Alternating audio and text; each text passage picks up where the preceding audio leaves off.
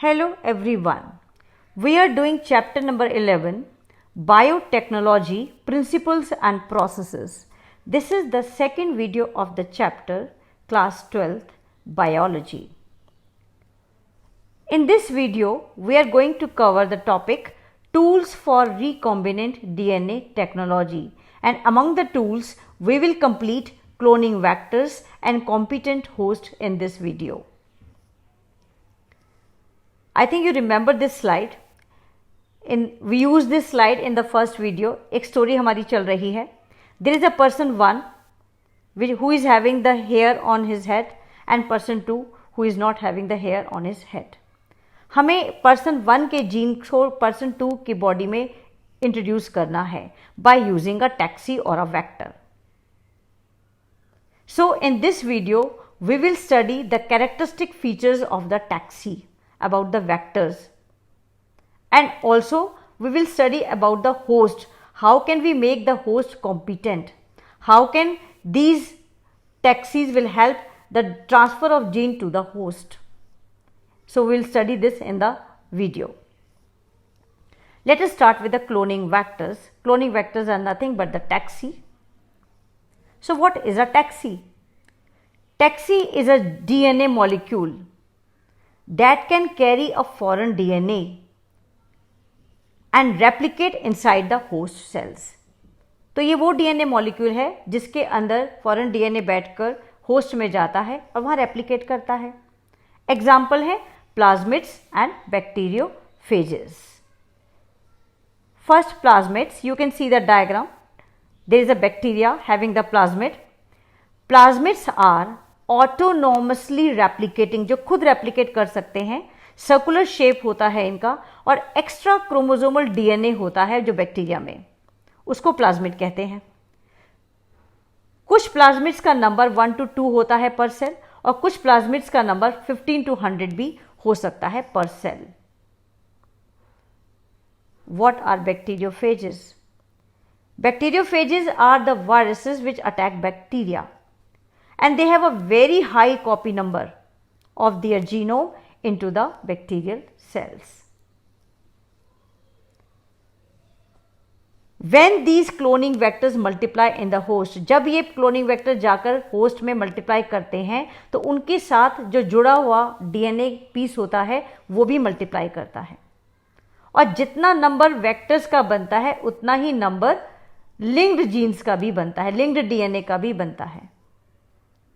So copy of vectors formed in the host is equal to copy of linked DNA formed in the host. Very important point. Start with the taxi number 1, PBR 322. Let us do the nomenclature. इसका नाम रखते हैं पहले. P means plasmid, BR is Bolivar Rodriguez. These are the two names of the worker scientist, and 322 is the distinguishing number. See some characteristic feature of it. Size कितना होता है? 4.3 kb. It has got the 2 sets of antibiotic resistant genes and it has the quality of having high copy number. Other features in the cloning vectors are, the cloning vectors should have origin of replication, they should have the selectable markers, they should have the cloning sites also, and we will study about the vectors for cloning genes in plants and animals. Origin of replication first. See, ORI. Diagram देखिए, ORI लिखा हुआ है यहाँ पर. 2 light blue color के बीच में एक dark blue color का strand piece है, that is the ORI. ORI. It is a sequence where replication start. यहीं से ही DNA का replication शुरू होता है. A piece of DNA linked to ORI, जो भी DNA का पीस ORI से जुड़ेगा, लिंक होगा, वो रेप्लिकेट करेगा होस्ट के अंदर. एक काम तो ये हो गया रेप्लिकेशन. दूसरा काम इसका क्या है? It also control the copy number of linked DNA. कितना कॉपी नंबर बनना है DNA का, लिंक्ड DNA का. अगर हमें बहुत ज़्यादा कॉपी नंबर चाहिए टारगेट DNA का, तो हमें ऐसा वेक्टर चूज करना चाहिए जो कि हाई कॉपी नंबर को सपोर्ट कर सके. ओके, हाई कॉपी नंबर बना सके. सेकेंड थिंग जो होना चाहिए वो है सेलेक्टेबल मार्कर्स। डायग्राम है आपके सामने PBR 322 का, इसमें 2 सेलेक्टेबल मार्कर्स हैं, ampicillin resistant and tetracycline resistant. दोनों पिंक कलर से शो किए गए हैं। It is a gene that help to select transformants and eliminate the non transformants. ये ट्रांसफॉर्मेंट को सेलेक्ट करने में और नॉन ट्रांसफॉर्मेंट्स को एलिमिनेट करने में हेल्प करता है। What are transform and what are non transformed. Diagram आपके सामने है ई कोलाई बैक्टीरिया का, नीचे की तरफ देखिए। फर्स्ट ई कोलाई बैक्टीरिया जिसमें प्लाज्मिड एंटर कर चुका है और उस प्लाज्मिड में थोड़ा सा रेड कलर का पोर्शन आपको दिखाई दे रहा होगा, वहां पर यानी हमने एक अपना डिजायर्ड डीएनए उस प्लाज्मिड में ज्वाइन कर दिया है। तो अब ये प्लाज्मिड ई कोलाई में एंटर कर गया। जैसे ही ई कोलाई में एंटर करेगा तो ई कोलाई कैसा हो जाएगा, ट्रांसफॉर्म हो जाएगा, फिनोटिपिकली वो बदल जाएगा। ओके, तो ये this is called transformation. Second diagram देखिए, बैक्टीरिया के अंदर कोई प्लाज्मिड एंटर नहीं किया है, तो this type of bacteria is called as non transformed cell. Clear? Useful selectable markers of E coli include genes encoding resistant to antibiotics like ampicillin, chloramphenicol, tetracycline and kanamycin. E coli को हमें अगर selection process में लाना है, अगर हमें select करना है, तो हमारे लिए कौन से जीन्स अच्छे हैं ई कोलाई को सेलेक्ट करने के लिए? वो हैं एंटीबायोटिक रेजिस्टेंट जीन्स, जो एम्पिसिलिन है, क्लोराम्फेनिकॉल है, टेट्रासाइक्लिन रेजिस्टेंट जीन है या कैनामाइसिन रेजिस्टेंट जीन्स हैं। They will help us to select the E coli. Why? Because normal E coli में they have no resistance against these antibiotics. ये सारी antibiotic इनके ऊपर ई कोलाई पर एक्ट कर सकती हैं और उसको खत्म कर सकती हैं। Okay, now come to the cloning sites. To link the alien DNA, DNA को लिंक करने के लिए, एलाइन डीएनए को लिंक करने के लिए the vector should need a single recognition site for restriction enzyme.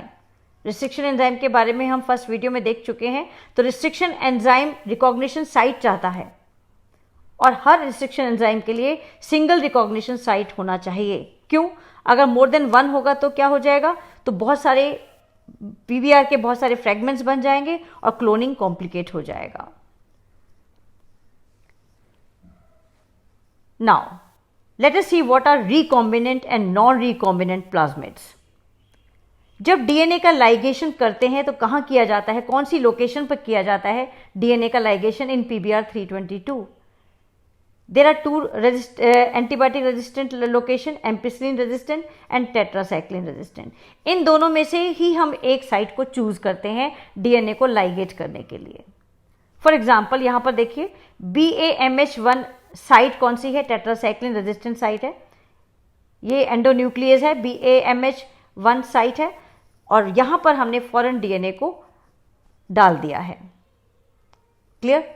Green colour से शो किया गया है ए डायग्राम में देखिए। तो अब ये जो प्लाज्मिड है जिसमें फॉरेन डीएनए आकर अटैच हो गया, कौन सी लोकेशन पर, टेट्रासाइक्लिन वाली लोकेशन पर। Now this is the recombinant plasmid. और नीचे वाला जो प्लाज्मिड है जहां पर कोई फॉरेन डीएनए आकर अटैच नहीं हुआ, this is called as non recombinant plasmids. एक और इंपॉर्टेंट पॉइंट है, जब हम फॉरेन डीएनए टेट्रासाइक्लिन साइट पर हमने डाल दिया तो अब इसकी प्रॉपर्टी क्या रहेगी इस प्लाज्मिड की? अब ये प्लाज्मिड जो है अपनी टेट्रासाइक्लिन रेजिस्टेंट वाली प्रॉपर्टी को लूज कर देगा। Okay, so when a foreign DNA is inserted with in a gene of bacteria, that gene is inactivated. कौन सा जीन यहां पर इनएक्टिवेट हो गया है? टेट्रासाइक्लिन रेजिस्टेंट जीन इनएक्टिवेट हो गया है and it is called as insertional inactivation. हमने एक डीएनए डाला और उस डीएनए के डालने से पहले वाला जो ऑलरेडी जीन था वो इनएक्टिवेट हो गया और फिर क्या होगा, जो रिकॉम्बिनेंट प्लाज्मिड बना वो अपनी टेट्रासाइक्लिन रेजिस्टेंट जीन क्वालिटी को लूज कर देगा। ओके, ये याद रखने की चीजें हैं, ये काम आती हैं हमारे को सिलेक्शन प्रोसेस में। नेक्स्ट आ जाइए, when the plasmids are introduce into E coli, अब इस प्लाज्मिड को डाल दीजिए ई कोलाई में, होस्ट के अंदर छोड़ दीजिए। अब तो अब हमारे पास ई कोलाई के 3 तरीके के सेल्स मिलेंगे। कौन से 3 तरीके के सेल्स हैं? एक है नॉन ट्रांसफॉर्मेंट्स, डायग्राम में भी देखिए ब्लू कलर के नॉन ट्रांसफॉर्म सेल्स हैं, जिसमें कोई प्लाज्मिड बैक्टीरिया के अंदर नहीं गया। तो ये they are not resistant to tetracycline और एम्पिसिलिन। एम्पिसिलिन से भी रेजिस्टेंट नहीं बन पाए और टेट्रासाइक्लिन से भी रेजिस्टेंट नहीं कब बन पाए, क्योंकि कोई प्लाज्मिड गया ही नहीं अंदर। सेकंड देखिए, ट्रांसफॉर्मेंट्स हैं विद नॉन रिकॉम्बिनेंट प्लाज्मिड। जो प्लाज्मिड गया वो नॉन रिकॉम्बिनेंट वाला था, ओरिजिनल वाला चला गया, जिसमें एम्पिसिलिन रेजिस्टेंट भी है और टेट्रासाइक्लिन रेजिस्टेंट जीन भी है। और अब ये ई कोलाई दोनों ही एंटीबायोटिक से रेजिस्टेंट हो जाएगा। चेंज हो गया ना इसका, क्योंकि ये ट्रांसफॉर्म हो गया। थर्ड ट्रांसफॉर्मेंट्स हैं विद द रिकॉम्बिनेंट प्लाज्मिड। अब यहां पर जो प्लाज्मिड अंदर गया वहां पर टेट्रासाइक्लिन की जगह फॉरेन डीएनए लगा हुआ है, और अब क्या होगा, टेट्रासाइक्लिन का काम खत्म, ओनली एम्पिसिलिन रेजिस्टेंट रह जाएगा, ये E coli. Let us see how the selection process takes place. Before selection process let me summarize this. Plasmid 2 तरीके के हैं, non recombinant and recombinant. First diagram non recombinant है, ओरिजिनल प्लाज्मिड है, ampicillin resistant gene और tetracycline resistant gene दोनों present है और कोई फॉरेन डीएनए नहीं लगा हुआ। पॉइंट नंबर 2 में देखिए, यहां पर फॉरेन डीएनए लग चुका है टेट्रासाइक्लिन साइट पर, so this is the recombinant plasmid. Third diagram, this E coli, this bacteria is non transformed, क्योंकि इसमें कोई भी प्लाज्मिड गया ही नहीं। फोर्थ, ये बैक्टीरिया ट्रांसफॉर्म हो चुका है और इसमें कौन सा प्लाज्मिड गया है, recombinant type. Let us now do the selection. किस तरह से सिलेक्शन प्रोसेस चलेगा? फर्स्ट, प्लाज्मिड को सिलेक्ट करिए पहले, नॉन रिकॉम्बिनेंट एंड रिकॉम्बिनेंट को। नॉन रिकॉम्बिनेंट, फर्स्ट क्वेश्चन आपके सामने है, एक PBr 322 बना हुआ है जिसमें ampicillin and tetracycline resistant gene है। अब इनको 3 प्लेट्स में डालना है। पहले में डालिए जहां एम्पिसिलिन है, दूसरे में डालिए जहां टेट्रासाइक्लिन है।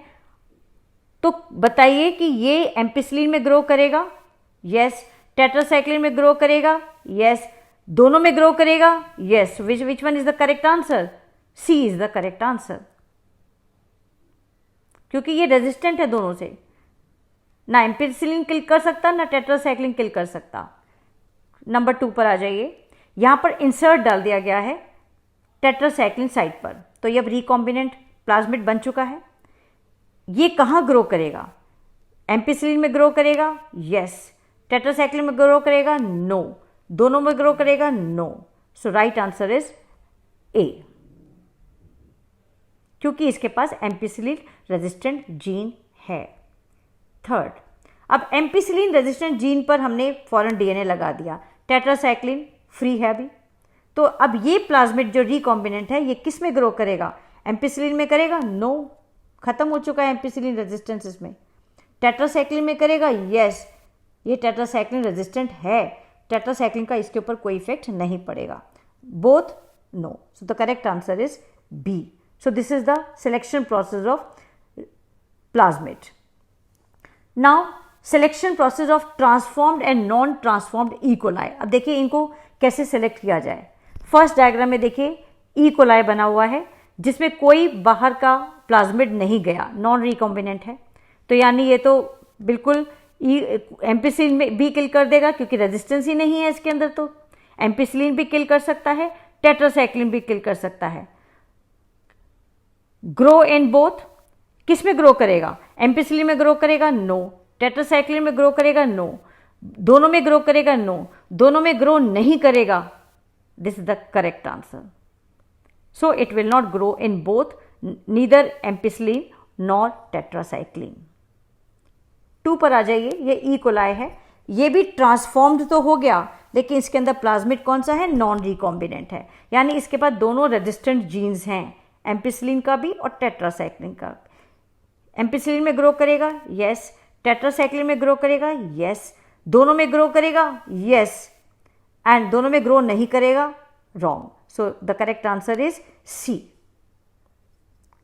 थर्ड पे आ जाइए, ये ई कोलाई ट्रांसफॉर्म्ड है, लेकिन इसमें जो प्लाज्मिड है वो रिकॉम्बिनेंट है, तो टेट्रासाइक्लिन साइट तो चेंज हो चुकी है। एम्पिसिलिन रेजिस्टेंट ये अब हो गया है, एम्पिसिलिन में ग्रो करेगा, बाकी सारे रॉन्ग हैं। So answer is A.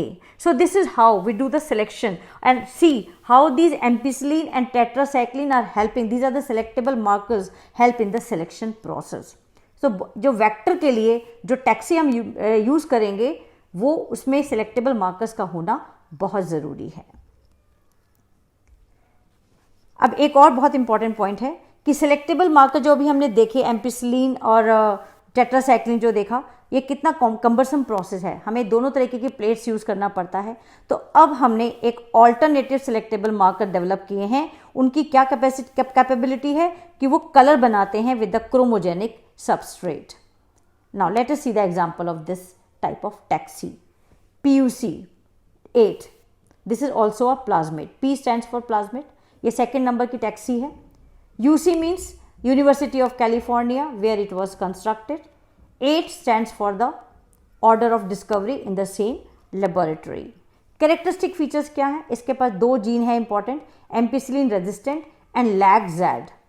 लैगजैड जो जीन है वो बीटा गैलेक्टोसाइडेज एंजाइम बनाता है, और बीटा गैलेक्टोसाइडेज क्या कर सकता है, ये एक्स गैल को जो एक क्रोमोजेनिक सबस्ट्रेट है उसको ब्लू कलर में बदल देगा। तो जब भी अगर बीटा गैलेक्टोसाइडेज होगा तो कॉलोनी का ब्लू कलर हो जाएगा। Now see the selection process. Insertional inactivation.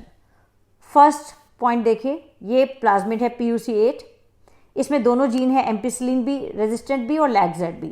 अब कोई बाहर का DNA आकर लगा नहीं तो ये बीटा गैलेक्टोसाइडेज बनाएगा और जो ब्लू कलर कॉलोनी मिल जाएगी हमें with the chromogenic substrate.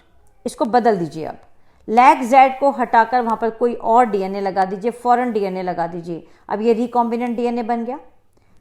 This recombinant plasmid का क्या होगा, अब ये कोई बीटा गैलेक्टोसाइडेज नहीं बनाएगा। बीटा गैलेक्टोसाइडेज नहीं बना तो अब क्या करें, ये क्रोमोजेनिक सबस्ट्रेट का कलर नहीं बदलेगा। तो कितना ईजी है, यहाँ पर हमें कोई 2 प्लेट्स नहीं देनी है, ओनली हमें कलर डिफरेंस देख रहे हैं और हम सेलेक्ट कर पा रहे हैं कौन सा रिकॉम्बिनेंट है और कौन सा नॉन रिकॉम्बिनेंट है। और this process is called as insertional inactivation, क्योंकि एक DNA को इंसर्ट करके हमने जो ओरिजिनल लैगजैड था उसको इनएक्टिवेट कर दिया। Okay, come to other vectors which are used in plants and animals as a taxi. Agrobacterium tumefaciens एक पैथोजन है जो डाइकॉट प्लांट्स में होता है, हो सकता है। एक है रिट्रोवायरस। इन दोनों को हम यूज करेंगे एज अ वेक्टर।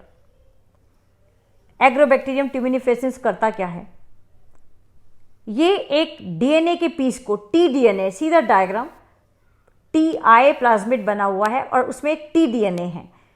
tDNA को ये डिलीवर कर देता है इनटू द प्लांट सेल, और प्लांट सेल वो क्या बन जाता है, ट्यूमरस बन जाता है, वहाँ पर ट्यूमर बनना स्टार्ट हो जाता है। इसकी प्रॉपर्टी है, सेल ग्रोथ शुरू हो जाती है और ट्यूमर केमिकल्स बनाता है जो पैथोजन के लिए अच्छे हैं। तो अब हमें क्या करना है, हमें TI प्लाज्मिड को ऑल्टर करना है, मॉडिफाई करना है इनटू द क्लोनिंग वेक्टर, ताकि ये कोई भी रिक्वायर्ड DNA को जाकर प्लांट के अंदर ट्रांसफ़र कर दें, डिलीवर कर दें, हमारे जीन ऑफ इंटरेस्ट को डिलीवर कर दें। सो एग्रोबैक्टीरियम ट्यूमिनिफेसियंस की जो प्रॉपर्टी है इसको हम यूज़ कर रहे हैं for delivering the gene of interest into the plants. Similarly retrovirus क्या करते हैं, रिट्रोवायरस ये नॉर्मल सेल्स को कैंसरस सेल्स में बदल देते हैं। हमारी बॉडी के अंदर प्रोटोऑन्कोजीन्स हैं। जब प्रोटोऑन्कोजीन्स, डायग्राम देखिए, प्रोटोऑन्कोजीन्स पे जब रिट्रोवायरस आता है तो वो ऑन्कोजीन में कन्वर्ट हो जाता है और सेल बिकम कैंसरस। अब हमें यहाँ पर भी वही करना है, रिट्रोवायरस की क्वालिटी को बदलना है और अपना जीन ऑफ इंटरेस्ट उसके थ्रू सेल के अंदर भेजना है। So 4 types of taxis we have done, PBr322, PUC8, then agrobacterium and then the retrovirus. So these are the different cloning vectors which we are using as a taxi. Come to the competent host. How can we make a host competent? जो DNA होता है वो hydrophilic होता है और बहुत easily cell membrane में से पास नहीं हो सकता। तो हमें बैक्टीरियल सेल को कॉम्पिटेंट बनाना है ताकि वो डीएनए और प्लाज्मिड को अपने अंदर ले सके। See the diagram. पहला है नॉन ट्रांसफॉर्म्ड बैक्टीरिया है, दूसरे में के पास प्लाज्मिड आकर अटैच हो गया, लेकिन उसको कॉम्पिटेंट बनाने के लिए सबसे पहले हमें बैक्टीरिया को एक डाइवेलेंट कैटायन से ट्रीट करना पड़ता है इन अ स्पेसिफिक कंसंट्रेशन। और कौन सा कैटायन है? कैल्शियम। डाइवेलेंट है और इसकी वजह से डीएनए आसानी से सेल वॉल के पोर्स में से होकर बैक्टीरिया के अंदर एंटर कर पाएगा। लेकिन इससे पहले और क्या फर्दर ट्रीटमेंट किया जाता है? Such cells are incubated with the recombinant DNA on ice. पहले तो इनको, इसके बाद हमें इनको आइस में मिक्स करके आइस में रख दीजिए। इसके बाद इनको हीट शॉक दीजिए 42 डिग्री सेल्सियस पर and then put back into the ice. ये पूरे प्रोसीजर के बाद बैक्टीरिया के अंदर ये टेंडेंसी आ जाती है कि वो प्लाज्मिड को अपने अंदर ले पाए। प्लाज्मिड अंदर एंटर कर जाता है और जो बैक्टीरिया का जो सेल है वो ट्रांसफॉर्म हो जाता है, कॉम्पिटेंट होस्ट बन गया। इसके अलावा और क्या तरीके हैं जीन ट्रांसफ़र के, रिकॉम्बिनेंट डीएनए को ट्रांसफ़र करने के? Micro injection. Recombinant DNA is directly injected into the nucleus of an animal cell. हमने डायरेक्ट ही रिकॉम्बिनेंट डीएनए को इंजेक्शंस के थ्रू सेल के न्यूक्लियस में डाल दिया। This is called as micro injection. Second, आपके सामने एक गन बना हुआ है, बायोलिस्टिक गन, जिसको जीन गन भी कहते हैं। इसके थ्रू हम सेल्स को बम्बार्ड करते हैं, थ्रो करते हैं into the cells of the plants. और ये क्या है? Cells are bombarded with high velocity micro particles of gold. These are the micro particles of gold coated with the DNA. इनको बम्बार्ड किया जाता है with the help of the gun and this method is suitable for the plants. Third, कुछ ऐसे pathogen भी होते हैं जो हार्मफुल नहीं होते हैं। Disarmed pathogens, they are use as a vector when it infects the cell. जब ये सेल को इन्फेक्ट करते हैं तो ट्रांसफर कर देते हैं रिकॉम्बिनेंट डीएनए को into the host. So these are the various ways by which we can send the recombinant DNA into the host cells. So that's all about the recombinant DNA technology. In the next video, we will study the main procedure. अभी तक हमने tools के बारे में study किया है और अब हम आगे method के बारे में study करेंगे in the next video. Thank you very much for staying with me. Do the test given in the box in the form of MCQ.